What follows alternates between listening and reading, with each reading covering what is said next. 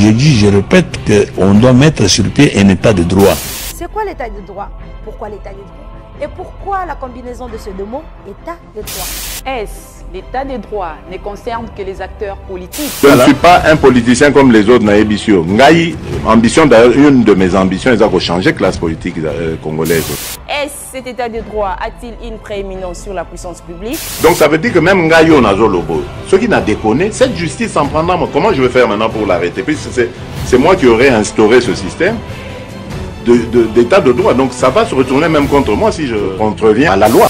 À quoi ressemblerait un pays sans l'état de droit? Quelle est la place de l'état de droit dans un pays? Quand je veux prêcher par le bon exemple et que mes compatriotes vont aimer ça, tout le monde va vouloir imiter le bon exemple. Pourquoi Mboké Béba? Parce que ceux qui arrivent et qui sont censés prêcher par l'exemple, eux prêchent par le mauvais exemple. Soit mon konzi a bandi pour détourner bandi bakop. Mais toi tu crois que balandi on a baosani? Ba on a pas quoi. Mais ce que mon konzi a lobby a dit bon likamba kop wana au salango yo oza mwana mai nanga c'est vrai totangaka na yo bien to banda no et tout ça. Boloko, tu vas en prison. Suivez-nous tous les jours sur les antennes de Tokom Nuapi Télévision. État de droit. État de droit, un magazine autrement. Bonsoir et bienvenue à cette édition du journal professionnel de la République démocratique du Congo. Ouverture dès ce mercredi à la haute cour militaire de Kinshasa du procès sur le massacre de Yumbi. Rose Kayanga nous fait le point.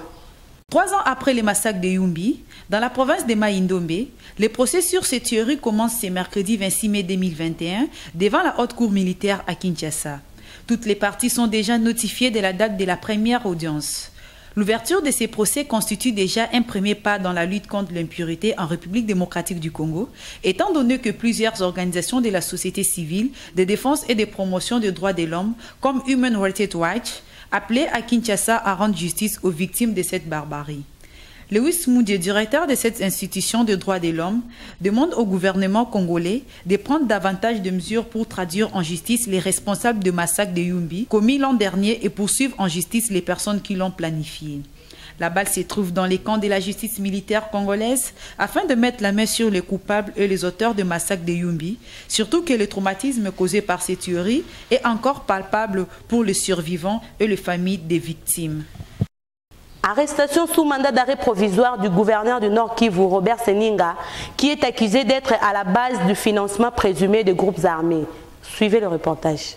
Convoqué à l'auditorat militaire le jeudi 20 mai dernier, le président de l'Assemblée provinciale du Nord Kivu, Robert Seninga, est placé sous mandat d'arrêt provisoire ce lundi 24 mai 2021 dans la soirée. Reproché de plusieurs blâmes, notamment de collaborer avec les groupes armés actifs de la région dans les trafics de minerais et les financements de quelques groupes armés dont les ADF à l'est de la République démocratique du Congo. Robert Seninga est une figure emblématique du Nord Kivu, cité dans plusieurs sondages comme étant meilleur président des assemblées provinciaux compte tenu de sa bonne gestion dans les provinces du Nord Kivu. Mais celui-ci a été convoqué le jeudi 20 mai à l'auditorat militaire pour le problème des trafics des minerais provenant des régions occupées par les rebelles dans les carrés miniers de Massissi. Précisons que cette affaire a même fait l'objet d'un documentaire, Les millionnaires des chaos, tourné en 2018-2019, où il était accusé de s'enrichir des minerais provenant de groupes armés dans les carrés miniers se trouvant dans les territoires de Massissi, où il avait été élu comme député provincial. Place à l'invité du journal, Shadrach Balabébé, à vous l'antenne, et quant à moi, je vous reviens juste après.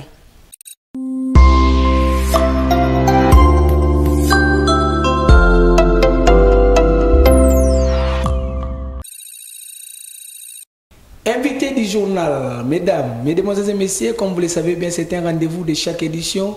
Aujourd'hui, pour vous, je reçois un monsieur, il va se présenter, vous allez savoir s'il est qui et puis il fait quoi exactement. Sans plus tarder, je dis bonjour et bienvenue. Bonjour monsieur le journaliste, je réponds au nom de monsieur Nilili Mohamed, activiste de droits de l'homme d'une structure CDDH qui est à la base de... Nous sommes ici à la ville de province de Kinshasa et dans 8 provinces, particulièrement la République du Congo et précisément aussi à Goma. Puisque vous êtes activiste, nous allons parler du droit, mais avant cela, j'aimerais d'abord qu'on parle de l'actualité qui est dominée par l'éruption volcanique qui s'est produite le week-end dernier. Et puis hier, on nous a appris qu'il y a des tremblements de terre qui continuent à battre record là-bas. Et quel est votre mot par rapport à cela? Merci beaucoup. nous sommes au cœur avec la population gomassienne parce que nous avons nos frères au niveau de la ville-province de Goma.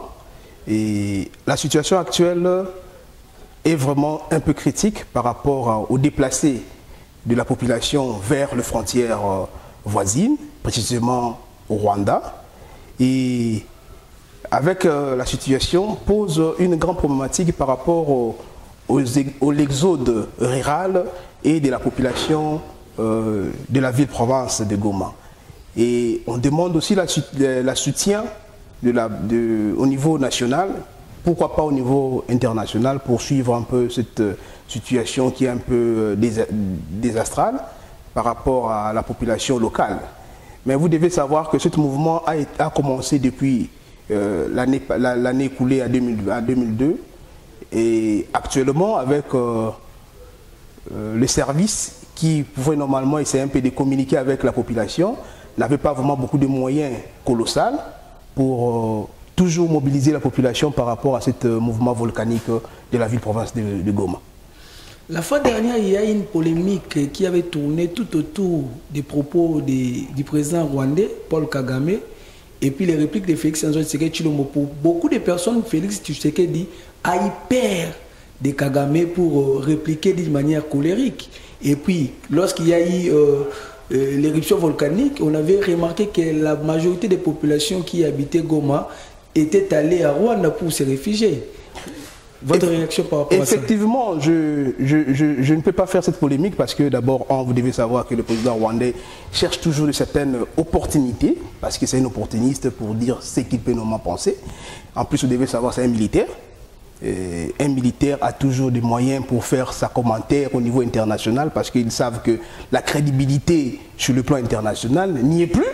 Alors, face à lui, au niveau des invitations, au niveau régional et international, pour essayer un peu de croiser le président de l'Union africaine, pour lui, il faut seulement qu'il puisse faire cette occasion pour polémiquer.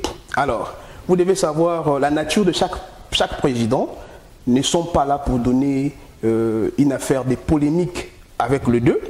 Le président Félix Tshisekedi, c'est d'abord une personnalité vraiment très démocrate, à ce que je sache, parce qu'il ne pouvait pas répondre à des petites polémiques que le président rwandais a essayé un peu de faire. Et lui, étant que leader actuel de notre continent africain, il ne pouvait pas rentrer dans ce débat-là. Mais vous devez savoir, chacun a ses expressions. Il a essayé un peu de faire cette expression-là. Bon, disait un peu, actuellement avec la situation de Goma, si le président Félix Tshisekedi avait fait le tic au tac avec la situation de nos populations qui voulaient aller de l'autre côté, quel sera le sort avec l'armée? Vous devez savoir que le président rwandais, c'est un militaire, il pouvait normalement faire les bras de fer pour dire que les autres ne puissent pas partir, parce que vous devez savoir que le président rwandais a mené aussi une forte mobilisation de l'armée au niveau des frontières pour essayer un peu de protéger cette frontière-là. On doit aussi rappeler que la situation de Goma, c'est un problème de l'Est. Actuellement, avec nos frères gomassiens, lorsqu'il y a ce mouvement de volcan, chacun, et lorsqu'il y aura vraiment la tempérie par rapport à ce mouvement qui est un peu régulier, parce que actuellement cette régularité est en train de se faire avec le mouvement d'ITER, et lorsque ça va finir, les vrais gomassiens ne restent jamais une seule nuit au Rwanda. Ils doivent normalement rentrer. Alors, remarquez avec cette situation-là, d'autres peuvent normalement aller de l'autre côté, et les vrais Congolais, les vrais patriotes vont rentrer. Ça, c'est une analyse que son donnement est simple de faire, parce que lorsqu'ils vont rentrer, les autres, par rapport à ce mouvement de guerre, tribaux, de guerre de l'Est avec le FNANU, le M16, les autres là, peuvent normalement venir encore faire ce qu'on appelle une inclusion pour créer encore une nouvelle guerre. Alors c'est maintenant là on interpelle le gouvernement provincial et le gouvernement national pour faire un renforcement au niveau des frontières avec les militaires, avec les policiers, pour sécuriser cette population. Même si le moyen n'est pas vraiment colossal, mais il faudra vraiment faire cette stratégie pour protéger cette population. Cette population, il y a des populations au niveau civil, notre organisation sociale et ces civils qui se retrouvent de l'autre côté. Donc, normalement, c'est un peu de sensibiliser la population pour savoir qui est qui dans ce milieu-là, pour que lorsque la situation va se calmer, puisse avoir une paix quiétude dans l'Est. Voilà ce qu'on peut vraiment dire par rapport à ça. Voilà, parlons maintenant des droits. Est-ce que par rapport à la gestion des droits de notre pays, par rapport à l'état des droits qui est prôné par les chefs de l'État à tout moment et au régime passé, est-ce qu'il y a des avancées, est-ce qu'il y a un changement, bien nous continuons toujours à vivre les mêmes choses? L'état des droits, pour moi, c'est un état d'esprit que le président de la République a essayé un peu de mettre sur le pied pour donner un peu l'impulsion dans la gestion quotidienne du pays. Parce que l'état des droits a plusieurs formes. Nous avons l'état des droits au niveau de la justice et au niveau de la gestion administrative. Et dans la matière de la gestion administrative, là maintenant c'est la transparence de la gestion que le président de la République est en train de faire, que toutes ces personnes qui mettent leurs mains dans une manière de la corruption, dans une manière quelconque, qui doit normalement empêcher l'avancement du pays. Et c'est ça, le président de la République a essayé un peu de voir par rapport à mon quinquennat, qu'est-ce que je peux normalement faire par rapport à la réalisation sur le pays. Et j'avance d'abord le mot état des droits. Et chacun dans son côté doit normalement essayer un peu de savoir l'état des droits là est sur quoi. Est-ce que c'est sur le plan judiciaire? Est-ce que sur le plan administratif? Ou bien est-ce que sur le plan de la gestion quotidienne du pays? C'est ça, c'est cet état d'esprit que le président de la République a en train de se faire. Mais vous devez savoir par rapport à la question que vous avez posée, est-ce que l'avancement y est par rapport à la gestion des mandats du président, l'ancien président, le sénateur Joseph Kabila, et est-ce qu'il y a un avancement? Bon, moi je ne fais pas cette polémique, je suis plus un analyste. Moi, personnellement, le président, ex-président Joseph Kabila nous a ouvert seulement la porte de prison.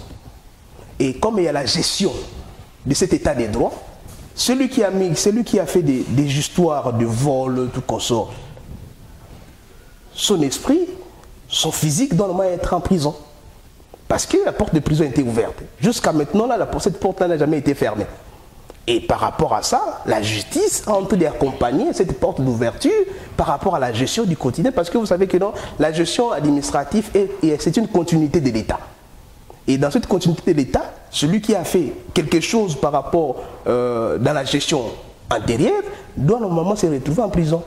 Donc pour moi, il y a un avancement. Parce que même s'il y a des bavures quelque part où certaines personnes ont en train d'interpeller les gens qui ne respectent pas les principes judiciaires par rapport à procédures et tout ça, ça pose un grand problématique. Mais il y a vraiment un avancement où on trouvait que nous, les gens qui portaient des cravates, se retrouvent maintenant en prison en collaboration avec le petit monsieur qui a essayé un peu de voler un pain, on l'a tapé, il se retrouve en prison sans une suivi. Et les autres maintenant sont là, ensemble avec tout ce monde-là, pour essayer un peu de répondre aux problèmes préoccupants de la justice. Merci, mesdames, mesdemoiselles et messieurs, c'était l'invité du journal Sophie Oyenga, à vous l'antenne.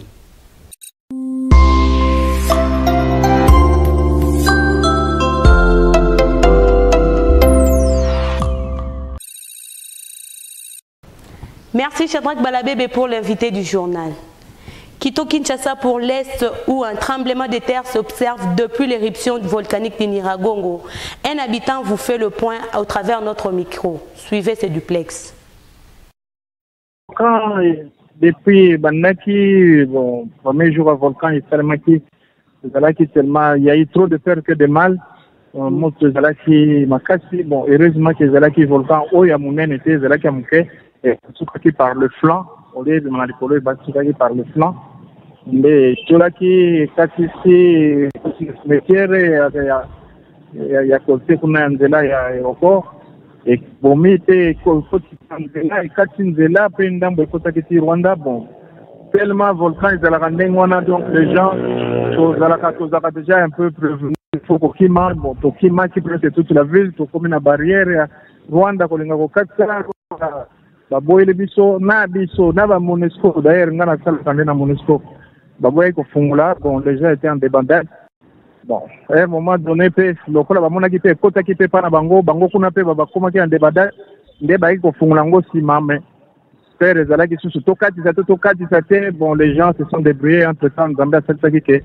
Mais volcan est comme qui musikate qui est dans la cité musikate et ceux qui moi dans la cantine de Funa et ceux qui sont dans la communauté mais côté vraiment dans centre ville Mais juste après, wana le lendemain, de l'autre ya munene tozobuna nango siko eza oyo ba tremblement de terre moko ya makasi oyo ke eleki ata oyo esalemaka na 2002.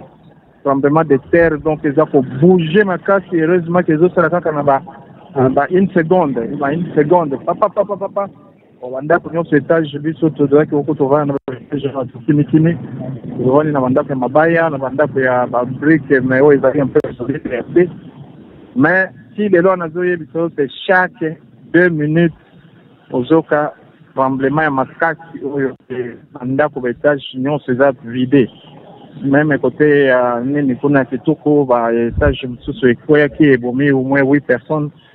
Bon, même na Katindo, mosusu ekwei ebomi bato.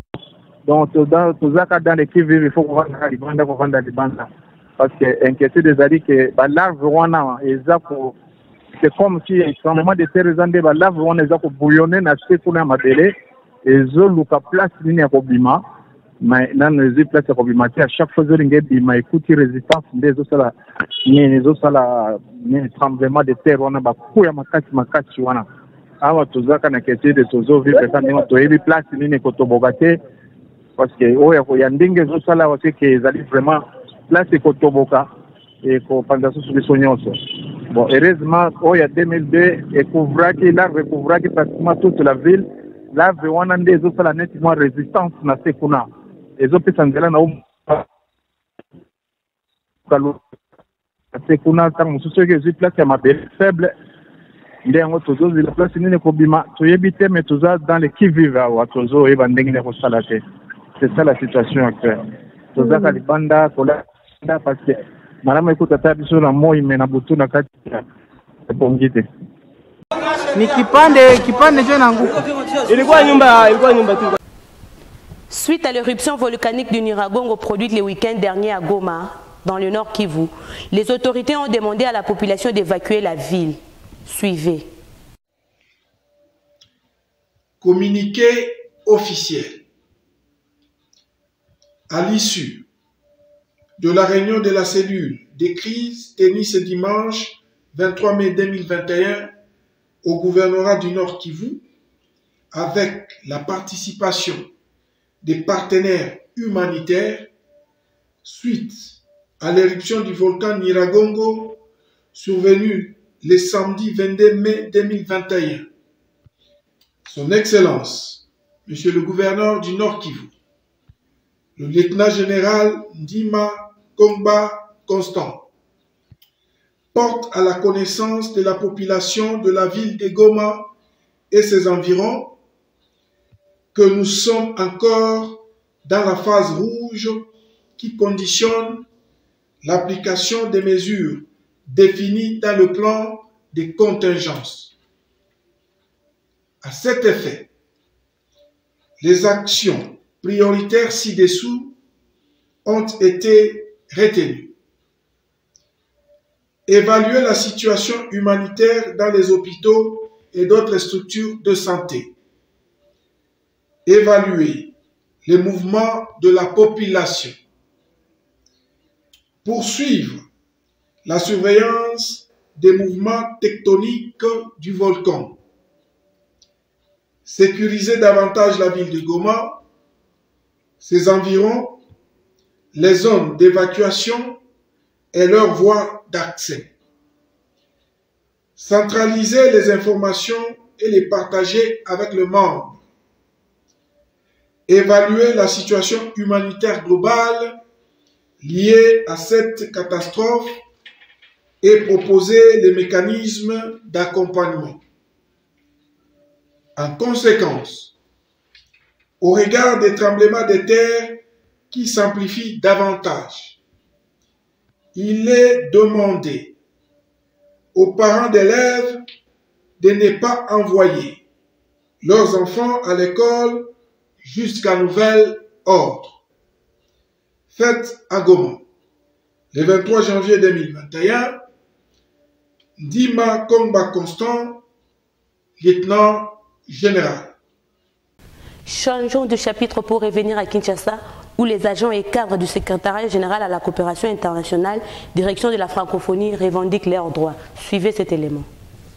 Les agents et cadres du secrétariat général à la coopération internationale, direction de la francophonie, ont manifesté leur ras-le-bol. Ils revendiquent pour plusieurs points, entre autres, la mécanisation des nouvelles unités depuis plus de 2 ans, le traitement des faveurs pour les uns et pour les autres.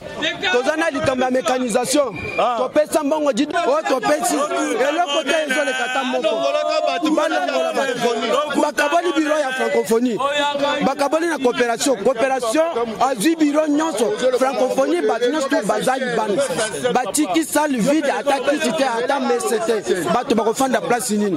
Neto zabongo, tolembi CG akende. Comme ça d'affectation na notification, bapesa biso pona nini.